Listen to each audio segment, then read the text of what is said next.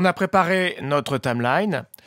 On a rajouté des pistes, on a changé le template de base par défaut de la création de timeline pour avoir 4 pistes audio et 2 pistes vidéo, ce qui est plutôt pas mal pour démarrer son montage.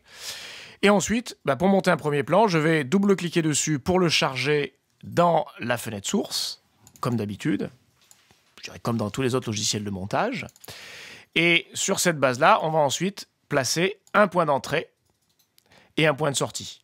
Donc on a vu hier les outils pour placer précisément sa tête de lecture pour faire un in et un out, JKL et les flèches directionnelles. Et ensuite j'appuie sur I pour placer mon point d'entrée final et sur out pour placer mon point d'entrée, mon point de sortie à la fin.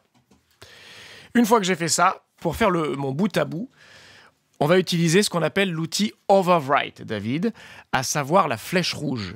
Donc flèche rouge et flèche jaune que vous connaissez bien dans Premiere, sachez que c'est Avid qui les a inventés. C'est important de le rappeler. Donc flèche rouge, Overwrite, qu'ils appellent maintenant écraser dans la traduction française, va vous permettre de faire un bout à bout. Donc vous l'avez ici, regardez, vous avez un petit picto dans la fenêtre du composeur. Moi, je vous conseille bien évidemment d'utiliser les raccourcis à vide pour ce faire. C'est un raccourci qui fait partie des sacro-saints raccourcis du logiciel. C'est la touche B. B va vous permettre de monter en bout à bout par mode Overwrite. Donc j'appuie sur B et regardez, hop, automatiquement, il me place mon premier plan sur ma timeline et il la met en proportion, je dirais, de la taille de ma timeline. Le plan, on va voir bien sûr qu'on va pouvoir zoomer et dézoomer. Je ne l'ai pas dit au préalable, mais c'est important. Il y a un ciblage évidemment à effectuer, comme dans tous les autres logiciels de montage.